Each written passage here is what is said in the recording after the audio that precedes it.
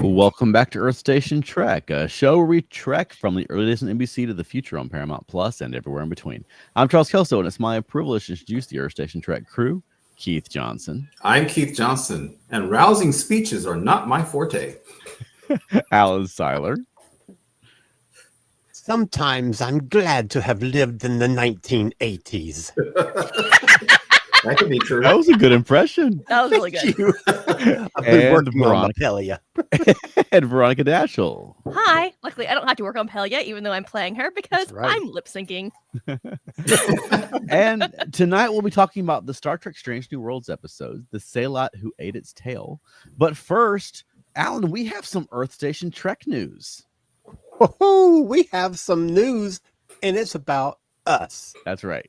So we are going to be doing our very first, not very first because we did Stellar Fest last year together, but we're going to be doing our very first non-convention appearance. That's right. We are going to be at Infinite Realities, a comics and games store in Tucker, Georgia. And this is on September 27th. It's a Saturday. It's at 1 o'clock. We are going to be doing a live past recording. And since we're at Infinite Realities, our topic is the infinite realities of Star Trek, where we'll be talking about, I don't know, mirror universes, maybe, parallel worlds, other dimensions. All of that stuff is going to get covered in the infinite realities of Star Trek. So I hope that you'll come out. And of course, we will have copies of our book. In case you haven't picked up our book yet, we will have copies on hand that we will be able to sell. And if you've already bought one and we haven't autographed it, bring it and we'll be happy to autograph it. And that is, again, Saturday, September 27th at 1 o'clock. Hope to see you there if you're in the Atlanta area. Right. Right. Or drive in if you're not. That's right. That's fly in. 1,300 Come for you on. Star Trek fans. That's what they make planes for, so you can come to our stuff. Right. Why do we evolve as human beings if not to come to Infinite Realities on September 27th to watch Earth Station Trek? I mean, it's a logical conclusion. Come on. Right. Indeed. All right. Now, we also have a little bit of Star Trek news. Yeah. There's this story from Deadline that says Paramount's movie priorities under new Skydance owners include Top Gun 3, Star Trek, and more. The execs expound upon their vision. And I'm really just skipping through this to the Star Trek content. It says a high priority for the Skydance-owned Paramount is Star Trek, which Ellison has been involved with since the 2013 sequel, Star Trek Into Darkness. Star Trek is a priority across the company, said Goldberg.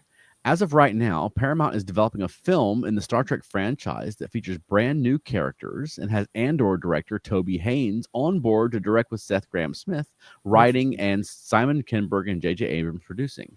The studio has another installment with Captain Kirk, Spock, and the rest of the usual characters, returning with Abrams producing and Steve Yockey writing. Yeah, it's been kind of frustrating the last few weeks because we had the new Fantastic Four movie directed by Matt Shakman, who at one time was developing the new Star Trek movie. And then we had the debut of Alien Earth, created and written by Noah Hawley, who was next after Matt Shakman developing the new Star Trek movie. And it's like, wow, all these guys that almost made the new Star Trek movie are being really successful and producing really great work. So I'm ready for a Star Trek movie. Indeed. I'm telling you. Yeah, and I had posted that earlier, and I always try to source like 3 different things. Of course, when you get one news story, it'll say something like it all came from AP or something. Right. So I looked at 3 different sources, and I actually confirmed one thing, an interview directly with David Ellison himself. And one thing that he said, and people close to him say, he's been a Star Trek fan since he was a child. He's a true fan of Star Trek. So kind of like Jeff Bezos with some of the things he did with Amazon, Ellison was like, no, Star Trek, it's gotta continue. That's good to hear, at least, that he's saying that. The other thing I thought was very interesting is right there in the article, there's another person, executive whose name I forget. She said streaming shows or streaming movies, I believe she said, are not her priority. So what they were saying was they had been asked about more TV movies like Section 31.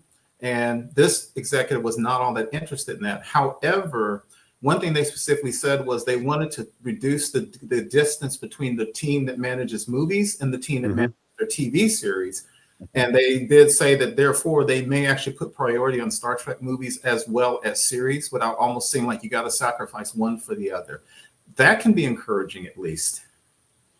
Yeah, it's an interesting change. Yeah. Because it's almost been two separate industries this whole time. And it's going to be interesting to see if they are a bit more integrated, you know? So I don't know. I think it could be positive. I mean, they have to be good. Yeah. Shows and movies have to be good. As long as that's the case, I think it'll be fine. And I think Alex Kurtzman's contract is coming up right around now, right? So there's no real clue as to what, if any, future Kurtzman has with the Star Trek franchise going forward. Some people honestly think that's a positive. If he's not, some people think it's fine. Yeah, I don't know. Well, but here's the thing. They say that, but then what if the next people in line are worse? Right. Agreed. What if they aren't satisfied with those people either? Yeah. Yeah. You know? Right. So I guess it's a wait and see how this is going to come. But it's at least nice that the guy who pretty much is running everything is a true Star Trek fan. So yeah, that's a good thing to hear. And here's the thing. I would hope that if you are in the bid for buying Paramount, you know what you're buying. And yes, there are other major properties that Paramount has, but it's I'm trying not to cuss. It is effing Agreed. You know that you are buying the Star Trek franchise. That's what Paramount does. Yeah. So hopefully, if you're buying Paramount, that's what you're getting into, and you know that has to be a priority. Yeah. Yeah, I agree. And at this point, it's been 9 years since the last Star Trek movie. Wow. I'm ready for a Star Trek movie. I want to see the posters at the theater. I want to go see it on the big screen. Make a Star Trek movie. It ain't that hard. Well, the last one tied in with the 50th anniversary.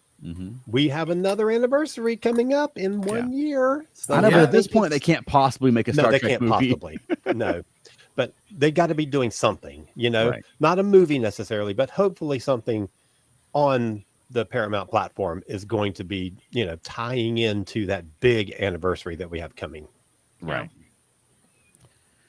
All right. Anyway. Keith, we have some This Week in Trek this week? Yeah.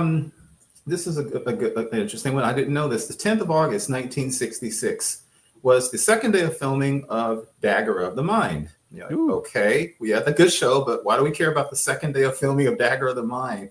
Because this is wild.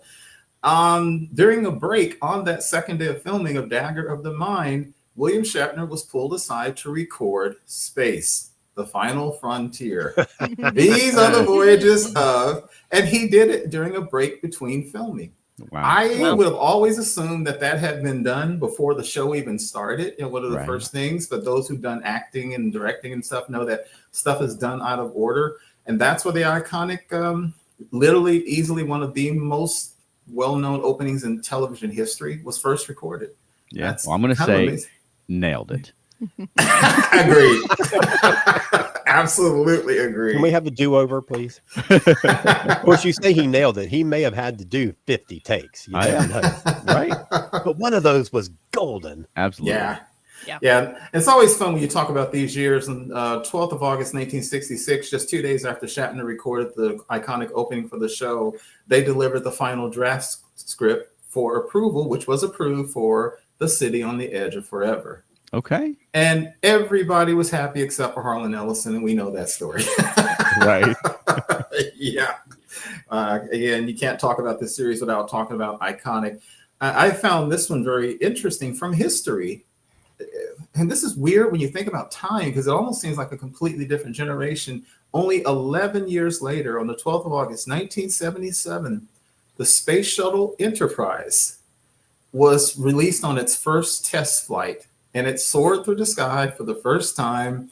The shuttle, of course, that was named Enterprise after President Carter, received so many thousands of letters and calls that he had to name it Enterprise. Kind of cool. Yeah, I guess time just seems weird to me because Yeah. 1977. I mean, Mhm. that would be like if Star Trek went off the air in 2019, and then Mhm. this year they're debuting the space shuttle. But you know what I Yeah. mean? Like that seems so soon. As Yes. time works as an adult. Right. It's just really weird. I felt the same way about that. Just interesting. Another one, and I thought this was interesting only because of the show we're going to talk about today, the interplay and so forth. The 14th of August, 1967, the story outline was delivered and approved for the original series episode, The Immunity Syndrome, Okay. which is all about everybody Veronica, you might remember that one. That's the big space amoeba that was going to destroy the ship. And Sure. it's literally a big space amoeba. And there's all the stuff about Spock sacrificing himself and Kirk questioning himself. So it's a very good episode. Interesting that you got like a 5,000 long space amoeba, but that McCoy really said was still one giant single cell. But interesting One episode. big amoeba. Yeah. And the last thing I got, 15th of August, 1983. Filming begins on the third Star Trek movie. And this is Heresy, original series movie. This is Heresy, my favorite of the original series movies, The Search for Spock. Filming began. Yeah. Absolutely my favorite of the shows. Okay. And people usually look at me like I'm crazy when I don't say it's the Wrath of Khan. And they should. That's this week in Trek history. All right, Alan, want to grab some comments before we get into the Sehlat who ate its tail? So Elaine says that our big announcement about our live podcast on Saturday, September 27th is exciting. We think so too, Elaine. Yes. I'm glad other people think so too. Elaine says it's nice to hear that they are going to keep Trek as a priority. Mm-hmm. Agreed. Yes. Matt Sweatman says Section 31's not enough Trek movie for you. No, that's too much. No. And he also says that Star Trek 3 being your favorite isn't crazy. Thanks, Matt. That agree to disagree. Matt, that almost makes up for Taste of Armageddon, but thank you. Nothing will ever do that. Right. And apparently we have some tech issues with our YouTube. Yeah, so I saw I'm gonna that see comment. if I can fix that. I don't know how to. I looked at it on the YouTube studio while we were talking, and it looked like it had initially it defaulted to "this is for kids," and I changed it to "this is not for kids." That might be it. So someone try the YouTube to see if you can make comments on YouTube, and I'd be interested to find out. All right. Well, spoilers for the Sehlat who ate its tail. I mean, we got Commander Kirk in his first command. Yep. I know, Keith, you've been waiting for this. What did you think? Well, as people who know the rantings I've given might be surprised to hear, I didn't hate it. And it's kind of like I've said a million times about the Gorn and so forth. I don't like it, the concept, but this was probably the best Kirk-centric Kirk doesn't belong here episode they could have written. Damning with fate phrase. I actually enjoyed the episode. I give it credit. And again, as I said a million times, unlike a whole bunch of fans, I didn't have a problem where I wanted to burn the studio down when Paul Wesley was cast as Kirk. And I do not spend my time analyzing him to say he's too much like Kirk, he's too much a character, he's not. There's a couple of little lines they did as callbacks I wish they hadn't done, but I enjoyed the episode overall. Okay, excellent. Yeah. I apparently missed. I didn't get any of the callbacks. Oh, really? Yeah. Super subtle, but it was full of them. Okay. Veronica's like, I did not get into them. All I was thinking the entire time, especially when it first opened, was, Chuck and Keith are going to have a lot to say about this. Okay, well, what did you think of it, Veronica, as Commander Kirk's first time in the center seat during a crisis? I like that he wasn't like 100% like just on it, and that he had a little crisis there. I thought it was really silly that it was Spock that talked him down.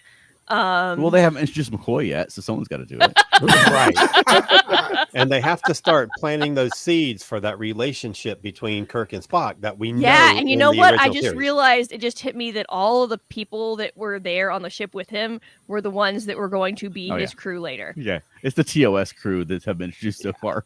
Yeah. Yeah. Like every single one of them. Right. And Charles, I always forget, is it Dr. Piper or Dr. Boyce who still has the show up though for a minute? Yeah, Piper is in Where No Man Has Gone Before. Okay. Dr. Boyce is apparently in the past, and we have Yes. not yet seen him on Pike. Okay. Got it. Yeah. But overall, I like the story. I especially, I mean, I didn't like the way it ended. And with the revelation of what we found out about who the people on the ship were. Oh, really? It was a really good story, and it was a Mhm. really good twist. Okay. I didn't like the fact that we weren't able to communicate with them, and then ended up destroying them. That made me very sad. But it was a very good plot twist. Well, Alan, what did you think? I thought the plot twist was kind of weird.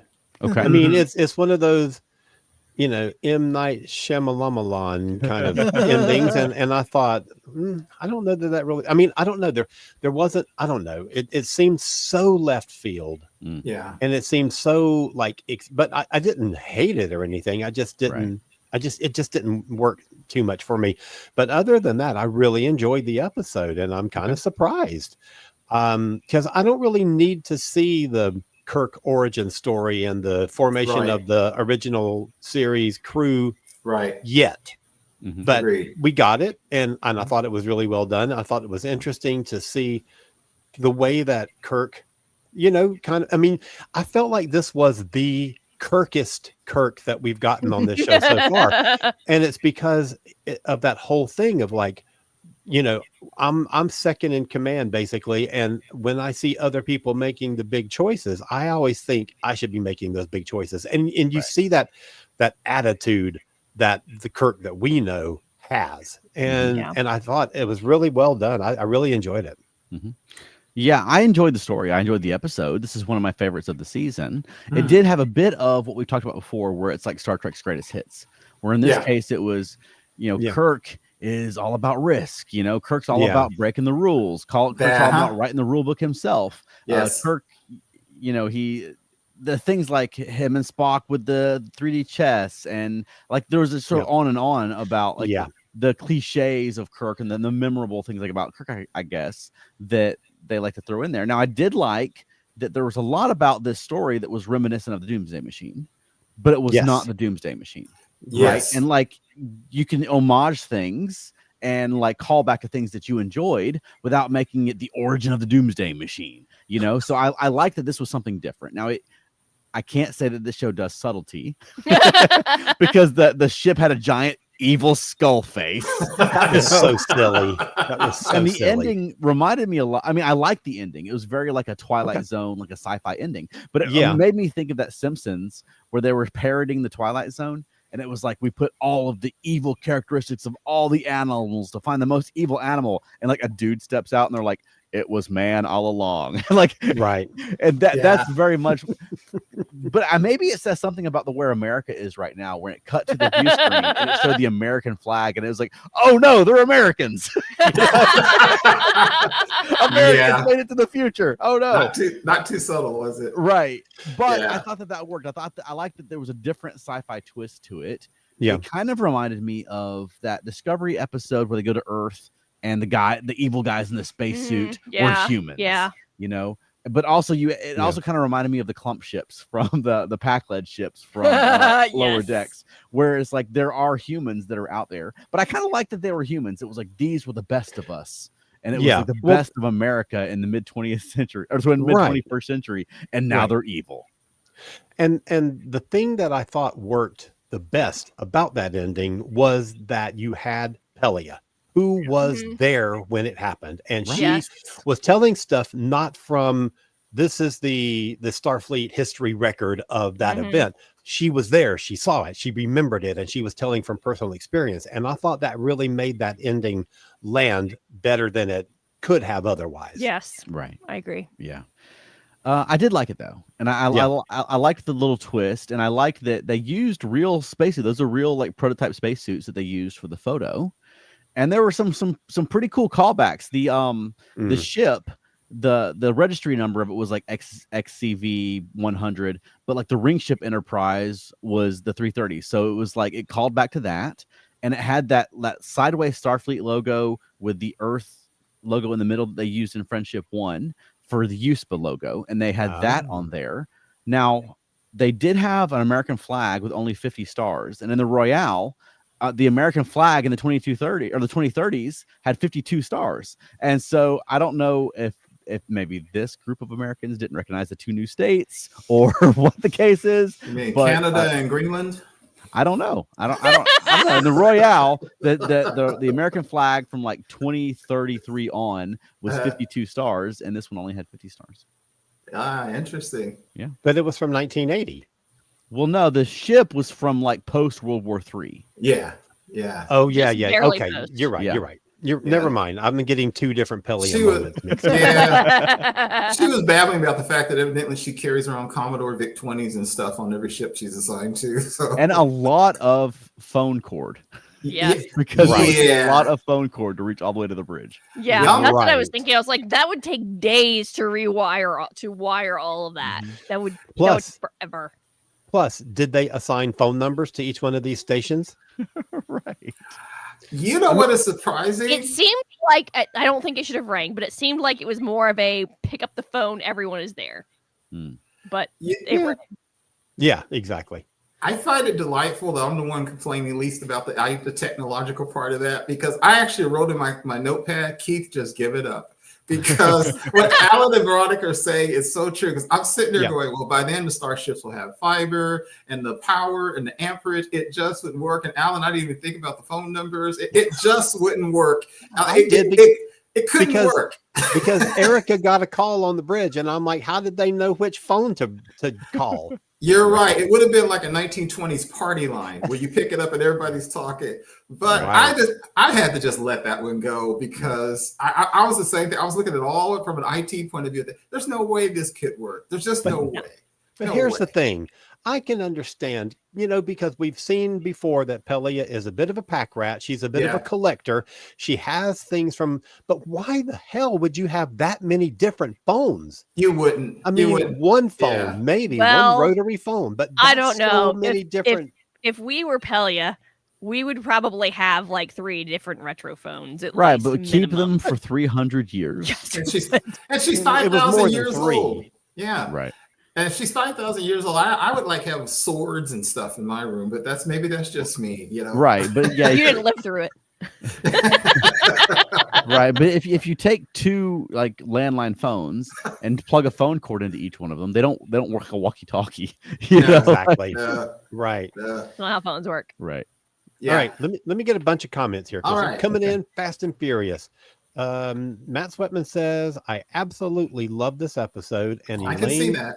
says, I really enjoyed this episode, and it was a good way to show the beginning of the eventual Enterprise crew started. Mhm. Now, Matt says, Boyce lost his medical license for prescribing alcohol to on-duty personnel.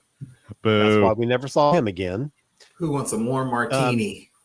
Matt says, I liked how they made him question the limits of his risk-taking nature and how he had to balance it with common sense. We'll get to that. That's Yeah. way late in the episode, but we're going to get to that one. Matt says, and of course, Pelia has an Atari 2600, right? Mhm. And proof that the YouTube comments are up and running. Michael Phillips says, it gave me Doctor Who, the Toclafane vibes. Same, buddy. That's exactly what I thought. The evil aliens from the future are actually humans. Right. Except the Exactly. Toclafane were terrible, and this wasn't terrible. Correct.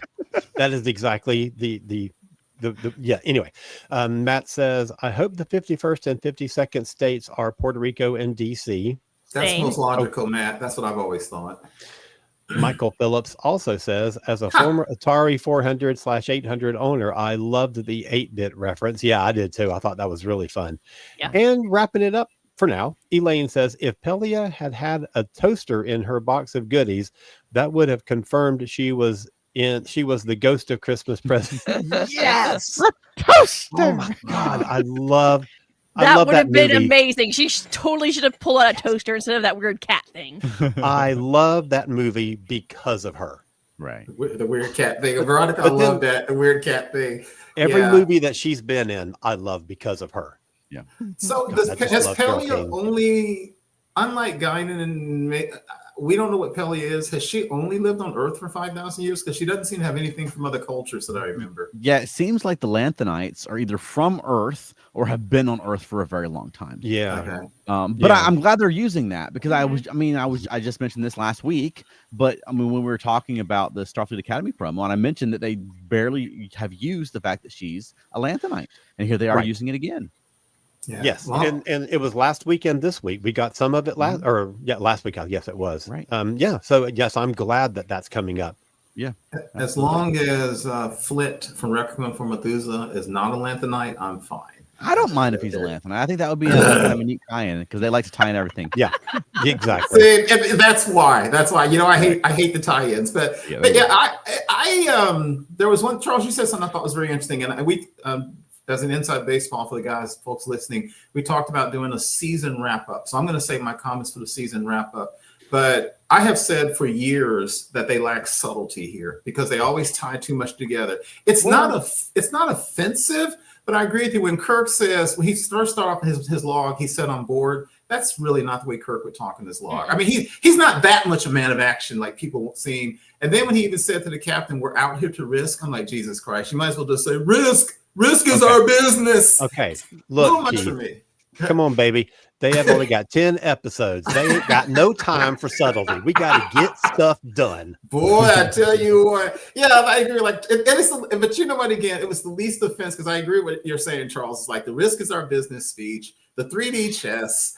And this may surprise you. I actually thought that Kirk doubted himself a little too much, just a little too much at first. That's I get interesting, Keith. Because it's one thing if he and Spock had just talked and he'd said something like, you know, I don't know if I make a mistake, but Kirk literally ran away. I mean, he just kind of ran away and he's like, you know, if it was Pike, he would have been cooking an omelet or something. So I thought they went a little bit too far for Kirk not having confidence, just a little bit too far. But that's the very slight lack of subtlety. But again, I'm going to say they did as good as they can for this group of showrunners who do a lot of things I don't like. They did as good a job they did because I came out like you guys said, this actually may be my favorite episode of the season so far. Wow, Keith. It was actually really good. Yeah. It was good. And I will say, we have more people watching live this week than we usually do. And I'm just going to say, when I made the post, you know, with the link to our show, it said, you know, Keith is going to have stuff to say about this one. So everybody tune in and see what it's going to be. Yes, definitely. And it worked, apparently. And you're disappointing us, Keith. We thought it was going to be like controversial, but no. Yeah. No, actually, Keith, I had a feeling that you were going to have liked this episode. Really? I really did, because I kind of felt like this, even though it's Kirk, even though it's a Kirk heavy episode, and even though it delves into who Kirk is, I felt like they did it in a way that even you would have kind of appreciated. Yeah. And it's laying those stones on that path to where we know he's going to be ending up in just a couple of years. Right. And I think Charles says something very interesting too, even though, again, as you know, the callbacks to the risk is our business stuff irritated the heck out of me. And nobody who's ever watched science fiction is going to be surprised that the people ended up to be human. This was, quote unquote, probably one of the most original episodes I've seen from Strange New Worlds. Is it an original sci-fi concept? No. But it was nice to honestly not know where the show was going. I didn't expect it was going to be the Gorn or the Metrons or anything. I didn't know. Yeah. That's cool. Yeah. And the thing that I really enjoyed about it was that it's one of those classic, everything has been destroyed and it's only us and our wits, and we have to figure it out or we're dead. It's one of those classic, divide the crew up and keep them from being able to communicate with each other. And they have to, you know, use logic, and they have to use their skill, and they have to use their training to get through this situation and not get obliterated. And you know, there's always those great Star Trek episodes where it's like back to the wall and they rise to the challenge, because these are the shows that are about the best crew people that there are. And I felt like this was a great one of those. Alan sparked something I want to say about the crew after we come back from break and stuff, because there's something you said about the crew I want to bring up. Right. Okay. And we're about at the halfway point, so we're about to go on break. But I wanted to say that the Kirk being bored at the opening reminded me more of the Kirk from Star Trek Beyond, which me too. We were Me just too. talking about that. The last Star Trek movie was 9 years ago. That was something Yeah. that they really focused on in that episode or that Mhm. movie. I'm sorry, Mhm. but they really played heavily on like the cliches of Kirk Yeah. as the risk taker, as the rule breaker. But I really liked that opening where he was like, "We need to have boots on the ground," and immediately the planet blew up, Yep. and he was wrong. So I kind of liked that. It was like, wow, yeah, it's like playing against those Kirk archetypes, but like he's not right every time. Yeah.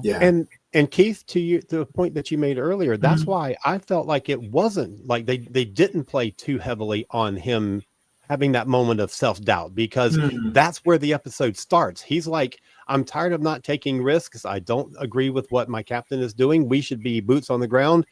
Boom. Right. And he's in his head, he's like, holy crap, if we had done what I wanted us to do, we would all be dead right now. Right. Mhm. Maybe we should and so scan I from do orbit think first. yeah. And I do think that anybody would have that kind of reaction, Yeah, I agree. So anyway, can I get some comments before we go on break? Please. Okay, because we got a bunch. They're coming in fast and furious again. So my buddy Angela Burke says that the shot down the throat was a very Star Wars thing, but she loved the bridge phone, which I thought was a very Battlestar Galactica kind of moment. Yeah. which I Yes. enjoyed. Yeah. Michael Phillips says, I agree with Keith. Kirk shouldn't. I'm sorry, I'm getting my screen repositioned. Kirk shouldn't be there, but despite that, I enjoyed the episode. So far, everything's been solid, but mildly flawed. Nothing stellar so far. Perfectly Matt said. Sweatman says, I literally spoke the words after the episode started. This was Doomsday Machine. Keith will be. I swear I thought that was going to be the Doomsday Machine, and I was going to throw something at my television. Vandy Beth Glenn, our sometimes co-host, who we have on fairly regular, says, I've never said this before, but I agree with Keith. Hey. Kirk was way too self-doubting. Yeah, I agree. I thought so too. Just a little bit. Just a smidgen. Okay. Uh-oh. There's more agreement coming in. Matt says, my one complaint, it was a little easy to destroy Same the other here. ship. I agree with that, but Same here. I agree. Because 50-minute episode, you got to do what you got to do. Yeah. Michael Phillips says, I agree with both Keith and Vandy Beth. It was a little bit too much. Well, I guess I'm wrong then. Everybody agrees with Keith. And Elaine says, yes, it was perfect that Ortegas got the princess phone on the bridge. Oh, that's funny. I didn't think about that. By the way, okay, well, no, we'll get to that after the break because I got some crew stuff to talk about. Yeah, I want to remark on a few of those, but let's take a quick break. Sure. And then when we come back, we'll dive into some reactions to those comments. So stay right there. All right, here we go.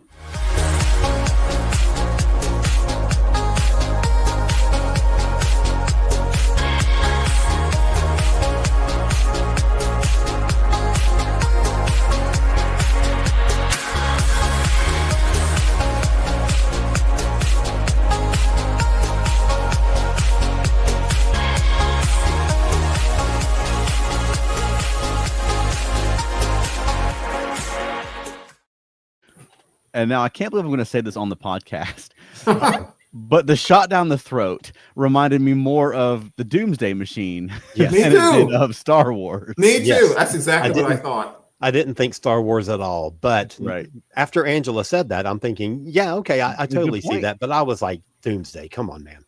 Right. And I mean, you that's know, how you kill the big monsters is you shoot inside Yeah. them so it goes Yeah. into their Yeah, like insides. every dragon story is you Yes. find the weak point of the dragon or That's right. Stick the little flame up its butt and shoot it. Okay. We read different books. That was from Bob. Yeah, Okay. I think that's another sci-fi trope that you could say something like the Hitchhiker's Guide to the Galaxy, whatever that. Remember that Encyclopedia Galactica they had or whatever? There could be something like the list of alien races that build incredibly powerful machines, and they always leave that because again, it's Star Wars, it's Doomsday Machine. How do you build a machine that big and a couple full-turn torpedoes go right in the front and blow it up? And I mean blew it up good. Like literally like 3 torpedoes. Right. Yeah. Seriously? Charles, is there any comment that you want highlighted that you want to address? Yeah, I guess the Michael Phillips comment. I mean, it's Which one? talking about it being a little bit too much. Okay. And I don't know that it was too much. Yeah. I do think that, I mean, giving the the evil ship, a big skull face. That I was- do think it's kind of on the nose, right? But I Right, mean, it's right. intimidating, right? They commented in the episode that this thing has become sort of notorious and among the Klingon Empire, among the Gorn. Like these folks have been known as the monsters of the universe or whatever. Like there's sort of a mythology following the ship, and Yeah. that could be because they're leaning into that iconography, right, with the big skull face and so forth. Yeah. But I kind of like the twist that, I mean, we've got the human beings that we follow who, I mean, we're led to believe like human beings of the 23rd century and so on are like, you know, elevated and better than human beings. But the human beings who are sort of the best of our time and the scientists who are reaching out to make a better world, like humanity could very easily have wound up this way. So I kind of like that. You know, it's on the nose. You know, Twilight Zone or original series type of twist, but I kind of like that. Like the human race could very easily end up that way. The thing that I enjoyed about it was at the end when Kirk and Pike have their little moment together of, you know, I doubted myself. It's okay. This is going to help you be a better captain later on. Right. Their discussion kind of centered on, and I wish they had gone into this more. It was basically just an offhanded comment, and I wish that there had been more to it, but it was, so if we were in that situation, would we have made the same choices? Would we have ended up just like them? And Pike says, I'd like to think that we wouldn't have. But Right. you don't know, Right. you know? And but that's that thing that Kirk is talking about. He will carry that question with him from now on. And I thought that was a really, really nice moment. Yeah. And let me get this comment from Elaine about Ortegas. So here's Keith, you got some crew stuff to talk about. And so I'm gonna set you up for that. Okay. But so I guess we're just totally done with PSTD or whatever it's called. What is it called? PTSD. PTSD. Oh that's it. yes, that's a very good point. And that big moment of insubordination. I guess we're just finished with that. I guess she's just, everything's fine now. What? Yeah, the literally hell? the next episode they put her back on the bridge. Yes, and it was not mentioned at all this week. No. What the hell? Yeah, I agree with that. All right, Keith. I'm volley up to you. What do you got? Alan and Sonny said that I have the same thing about Ortegas because she's probably going to go down as one of my favorite characters. It's not used enough as far as I feel. Yeah. But I kind of have the same thing. The lady lost her hand, and last week she was seeing whatever that thing was she was seeing, and this week she's just kind of there. I wish they would have a Trying little to make bit more. herself explode, apparently. Yeah, and you know, I hate to be the guy, but if they'd spend less time with Spock, the many loves of Spock, it's like for those old enough, the many loves of Dobie Gillis. If they would spend less time on Spock, they could have a little bit more time for Ortegas. 5 minutes can give you a huge character development in one episode. Very true. And we don't get Very that. true. I agree with you on that. The other thing is, some of the stuff I'm saving for our season wrap up. But one thing I was thinking about, and I've been thinking about this a lot, is the crew of Strange New Worlds doesn't feel to me often like a military crew, which may sound strange because some people say it's not a military. I'm not going to go down that road. It's a military. Starfleet's it's a military. But what I realize is sometimes they spend so much time with the interpersonal stuff, and especially the loves of Spock, they feel much less like a military crew doing the job and then getting into the interpersonal stuff. It's like they have it reversed. Today, for the first time, they felt kind of like a military crew to me. There was the little look at Spock. Was it Spock gave a little look at La'an when La'an gave a weird look to Kirk? Yeah. And I was like, Lord, please no more of this, no more. but they got rid of it. And then they ended up functioning like a crew, like a Starfleet crew.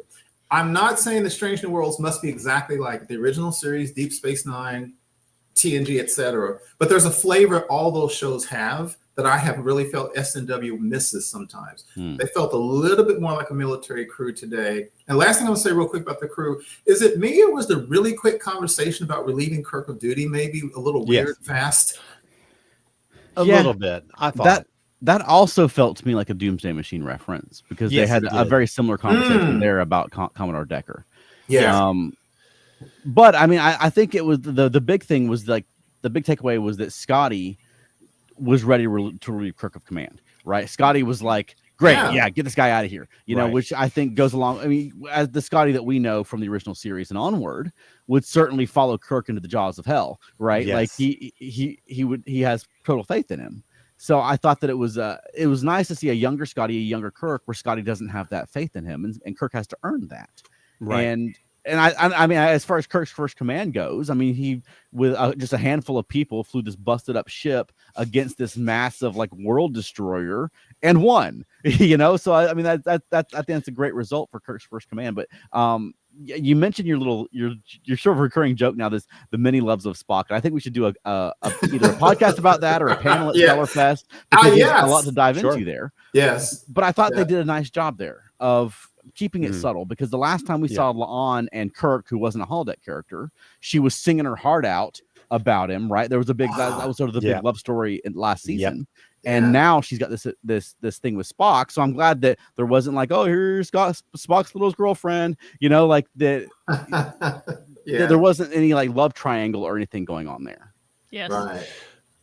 So another crew point that I want to bring up is, and Chuck, you gave a really good segue into this, is that I feel like as much as we have been hearing about, you know, from their side about this is the story of Kirk becoming Kirk, right? And it's about building that relationship between Kirk and Spock, because we know how that goes into the original series.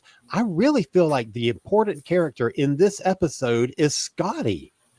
And I think that this was a great Scotty episode. I think this shows that bridge from the young, Pelia was my professor at university, Scotty, into the miracle worker, super confident, I can take command of the ship at a drop of a hat, Scotty. This was that really good step in between those two things. And you're forming that relationship between Kirk and Scotty just as much as you are Kirk and Spock. Right. And I thought that those scenes, and they gave a lot of really good scenes to Kirk and Scotty, and I thought that those things were great. And you kind of see where the Scotty is going to be coming from, because, and interestingly, it comes from the Kirk as Kirk is becoming himself. He's like, Scotty, I need you to get in that engine room and I need you to perform miracles. I just loved I mean, first of all, I think Martin Quinn is fantastic. I love him. I think his Scotty is wonderful, but I really loved seeing that relationship kind of at its infancy. I love seeing that. Yeah. And now I still think, and I've been saying this since the characters have been on the show, that Kirk and Scotty's ages are flipped.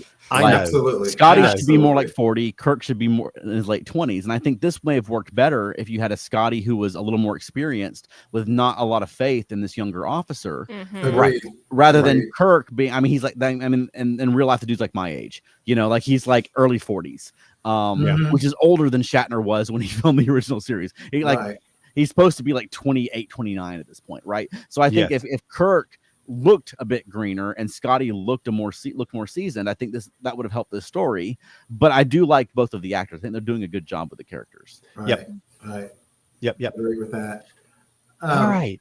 Go ahead, Keith. Go ahead. One real quick thing that again, this will be season wrap up, but as good as this episode was, and I swear this is not just a personal thing. One of my problems with Kirk being brought in too soon, I really feel that Captain Pike is not used enough in his own show.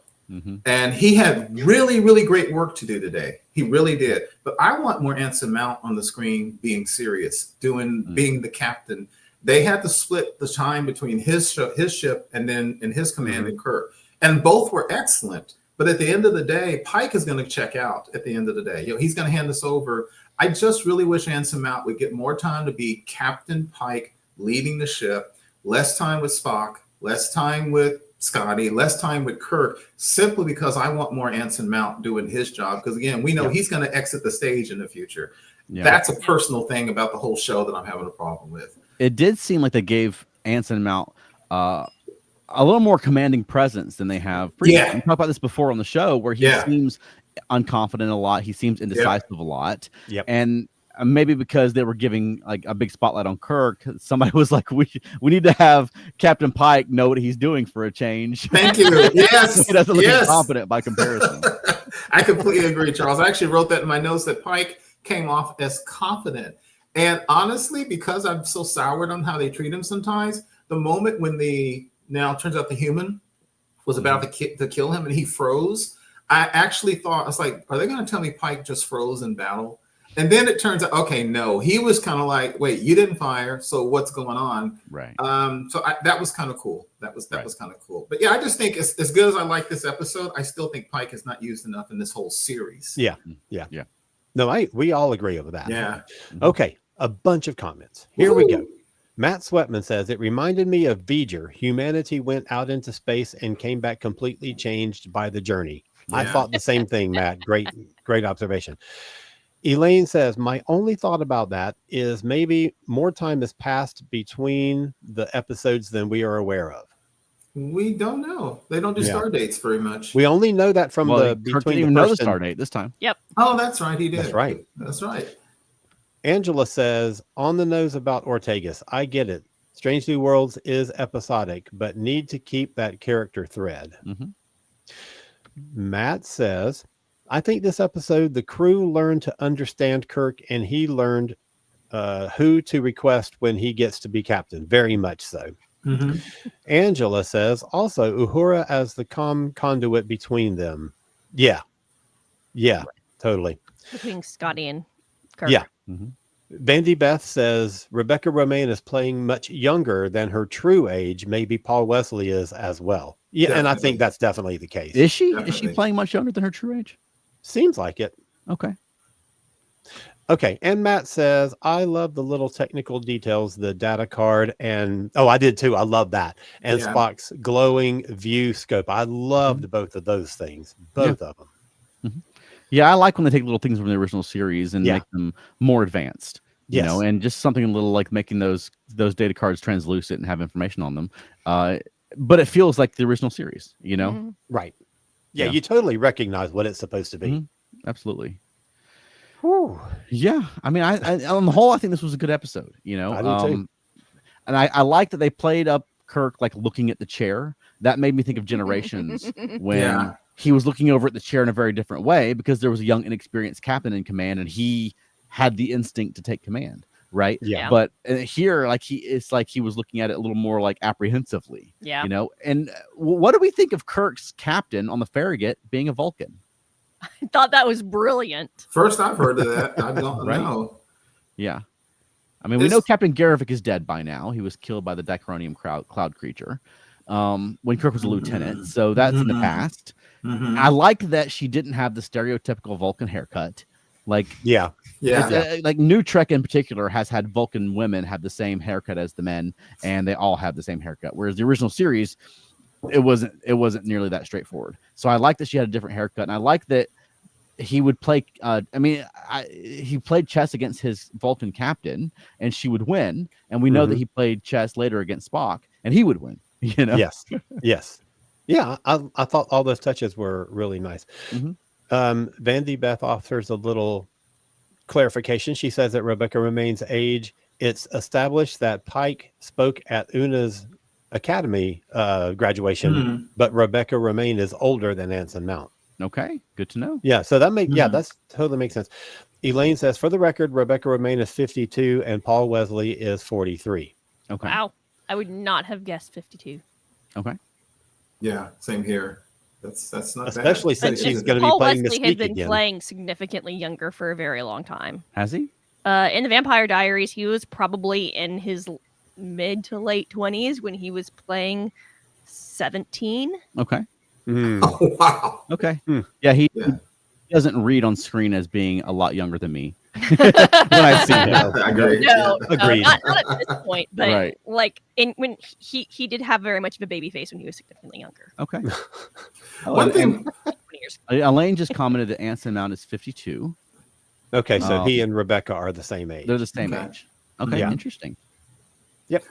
one other thing I've noticed Paul Wesley is doing, and I don't know if he was trying to, because he has said, most actors say he's trying not to imitate Shatner, is he has a way of sitting in the chair and kind of putting one Mhm. hand up, fist up, that it works. Whatever it is, it works. Yeah, You I know, was thinking that near the end Mhm. when he was sitting in the captain's chair and the way he crossed Yeah. his legs, I was like, that's Shatner. That's a Shatner Yeah. and Kirk sit. And he's ahead. kind of doing his own thing sometimes. Where Mhm. there's a way he's kind of serious when he sits in the chair that does work. Because again, I'm not looking for a copy of William Shatner. I Right. think that's a fool's errand, and I think he's doing a decent job. Whatever he's doing, I'm fine with it. I'm fine with that, Kirk. I thought that this week he was more Shatner than I've seen him before, but it wasn't that he was trying to copy Shatner. Right. He was just embodying the character, and I felt like it was really well done. I really thought that this was the clearest picture that we've had of the Kirk that we are going to know in the character that we're seing now, and I thought it was very successful. Yeah, Okay. I like the character that the version of Kirk that Paul Wesley is playing, but at Mhm. no point would I think that 5 years from now this character is going to be in the Corbomite maneuver. How's that? Because of Just the way he carries himself is very different from Shatner as Kirk. I don't see this character evolving into the original series Kirk, but that's fine. I mean, the whole show I have a hard time seeing evolving into the original series, so it's not like that's a criticism specifically of Paul Wesley. Yeah. And, you know, again, in our season wrap up, Charles, I think what you're saying is very interesting because some of this I still feel is how the showrunners run the show. Because what Alan, you were talking about, my feeling about it, nitpick, Kirk as the action hero who has to learn to calm down is not the original blueprint of Kirk from the original series. That's what I was thinking when he was going through that. I was like, he was supposed to be a bookworm. Why is he not? Yes. Why is he not like somewhere between the action interested Kirk and the bookworm? He should be somewhere in the middle of that, not like past action Kirk. Exactly. They said he was a walking Walking encyclopedia, probably. Encyclopedia, yeah. And even when he was an ensign, remember Gary Mitchell said they talked about when he would run courses, he would teach courses. They said, watch out when you're in Ensign Kirk's class, you either think or sink. So I think these are subtleties. It's not quote unquote wrong, but there are subtleties. I wouldn't have written Wesley's character just a little bit on Mr. Action Hero side. Risk is our business. I would write him a little bit more on the more cerebral, cautious side, or just intelligent side. But that's very minor. But those little things, I think, give you these little things like, not quite the character I remember. Yeah, but on the whole, I think they've done a good job with that. They've shown a Kirk who is more introspective, more thoughtful. He's hustling guys at chess, like to earn rent money, and when he was in the past. I think that they've done a good job of showing Kirk that doesn't play into the stereotypes. But here, I think in this episode, they played more into like the movie era stereotypes of Kirk as the guy who wants to write the rule book himself and doesn't follow the rules. He's a man of action. He's bored on the ship scanning planets. To me, that's not the Kirk from the original series, but that's fine because that's not the Kirk that most people know. Yeah, because Kirk didn't go into Kirk never went into a situation going, I'm gonna fake them out and I'm gonna run by the seat of my pants. That was never the thing. The point was he's so good he ends up being able to improvise. But yeah, these are minor things. Sure. Okay, so 2 more comments. Okay. Vandy Beth clarifies that Anson Mount was born in 73, Rebecca Romanen was born in 72. Okay. Fine. So they're going to turn 53 at different times, but they're still basically the same age. Right. And Matt says, we still haven't seen Kirk at Academy age, really, except for in the 2009 movie. Yeah.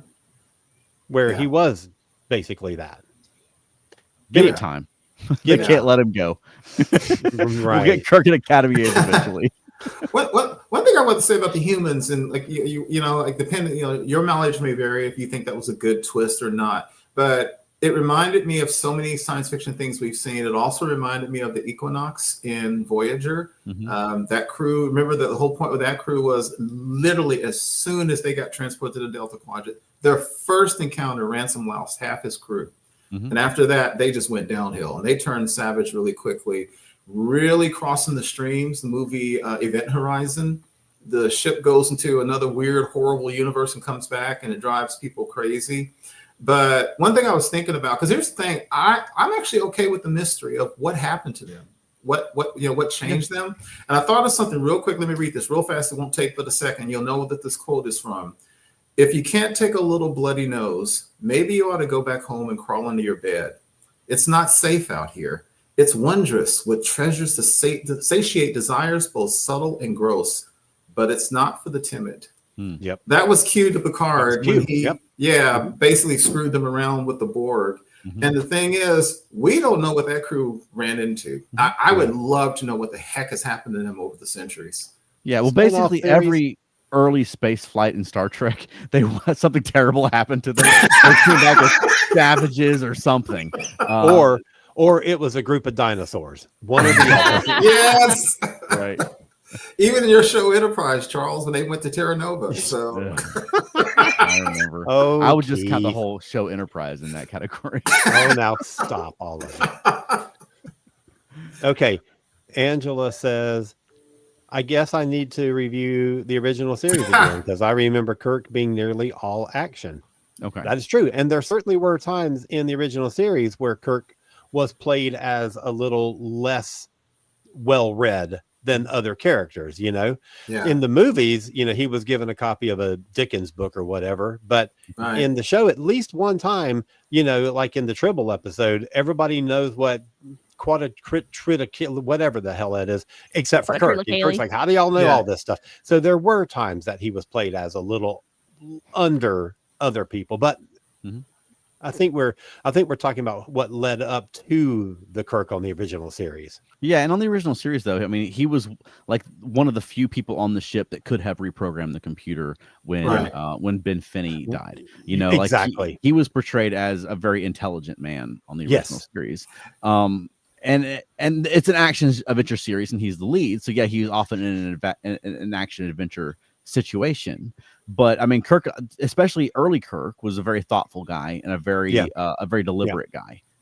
Yeah, Angela, we've said this many times on the show, but watch especially the first half of the first season of the original series, as Chuck just said, and you will see a Kirk who thinks.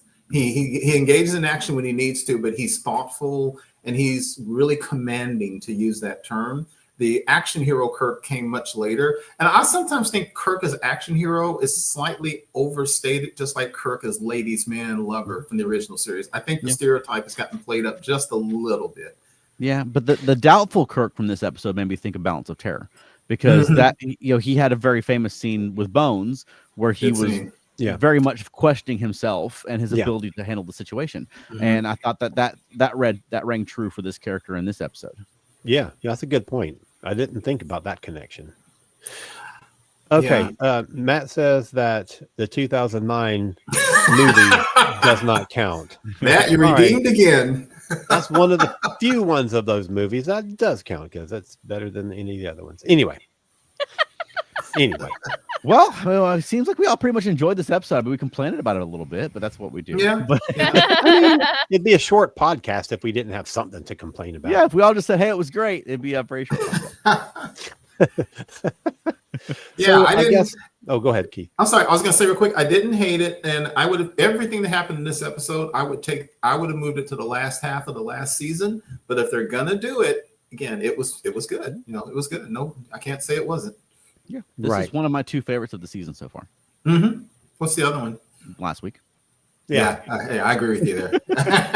Yeah, I mean, we got to start thinking about our rankings, because in a few weeks we'll be doing our wrap up and we'll be doing our little countdown of, you know, our favorite episodes. And next week we get our documentary.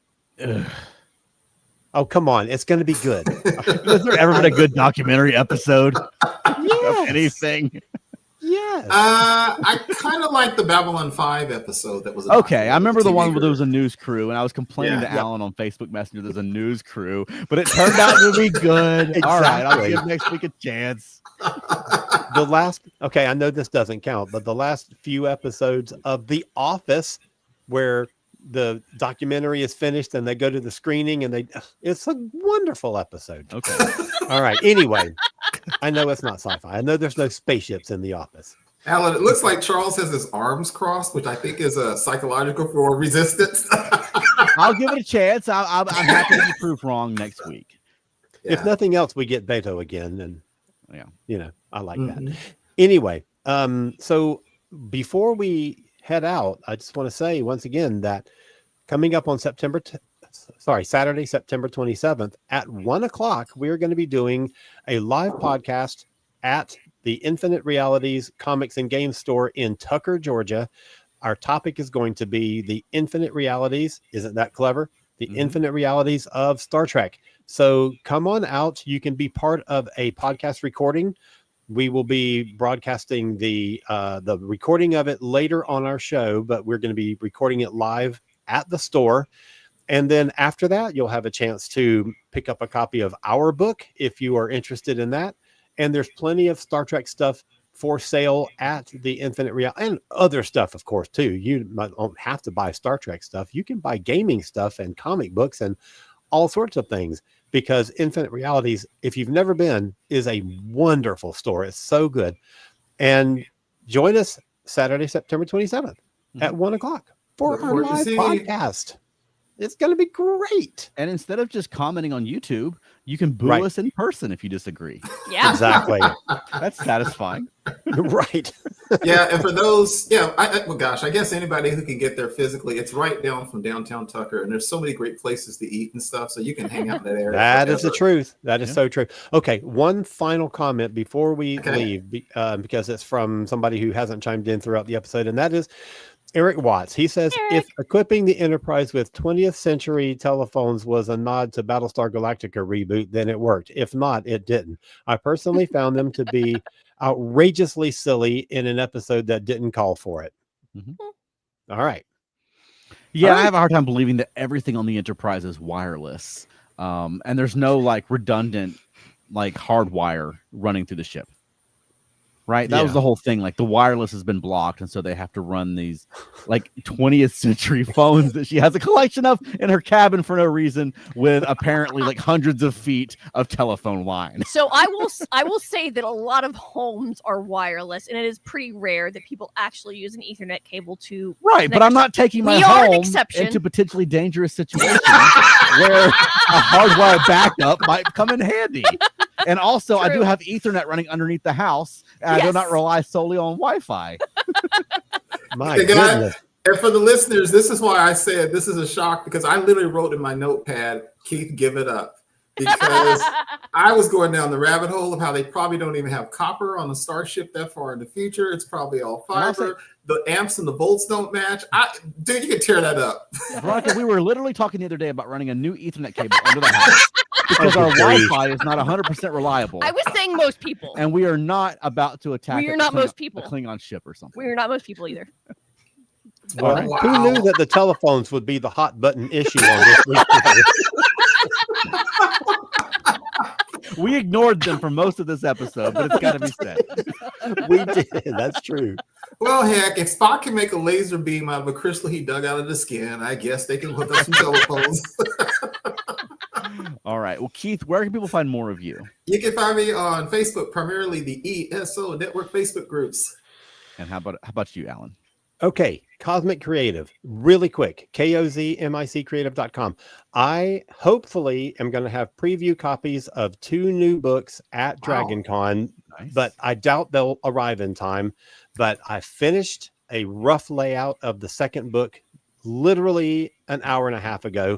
Wow. And if I can get it uploaded to the printer and get 2 test prints done in the next 2 weeks and delivered to me in the next 2 weeks, and I'll have preview copies. It's a 2-volume set of a new Doctor Who book called Time Flight, and it is a timeline of the entirety of Doctor Who, focusing on key episodes from 1960. Well, actually the book starts in 1960.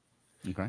The very origins of Doctor Who, all the way up to the new spinoff, which is yet to air on Disney Plus, mixed in with key events in the Doctor Who world, the launch of Doctor Who magazine, the stage plays, the key comic stories throughout the years, the birth of Big Finish Audio, all these things laid out in a big 2-volume timeline. I've been working on this for a couple of years now. Wow. So that sounds great. I'm so excited that it's almost done. That's it. And real quick, let me throw in real quick, for those of a certain age, there was a time when Alan couldn't do what he's about to do in like 2 weeks, because you would have to send this stuff off. You'd have to get proofs back. You'd have to look at galleys. Times have changed. Well, yeah, because people would have to like lay type block Yes. by block. There was a time when monks would have had to with a quill pen. If Pelia pulls type out of her drawer, I give up. If she's All right. Veronica, where can people find more of us? Feltnerdy.com. That's right. Feltnerdy.com or across social media at Feltnerdy or Feltnerdy and Dirty, or just find us at DragonCon. We'll be all over the place. All over the All place. over the place. And where else can people find us? Monkeying Around, podcast about the monkeys. And do you have a closing for us this week? Before that, I want to remind everyone to come to see the Subspace Rhapsody picture show at DragonCon. Please. We are currently confirmed for Friday. Time not 100% confirmed, but stay tuned for that. So come see the Subspace Rhapsody picture show where I will be playing Pelia. And get there early. Yay! And get there very, very early. Right. Although I'm Yes. told we hopefully have a bigger room this time. Okay. Fingers crossed. Ooh. Still get there early. Still get there early, yes. And your closing. Any line from the episode. Mr. Spock. I don't know. That was it? Okay. I don't know. I don't know. Well I feel like done. you said Mr. Spock at some point. Okay, I'm You had sure. to have said Mr. Maybe. Spock at some Okay. point. Well done. Good Oh, job. that was good. That was good. All right, everybody. We'll see you next Thanks, Thursday y'all. evening at 8 p.m. Eastern. Everybody take care. Have a great week and keep Thanks for- trekking. Yeah, Wow. appreciate it.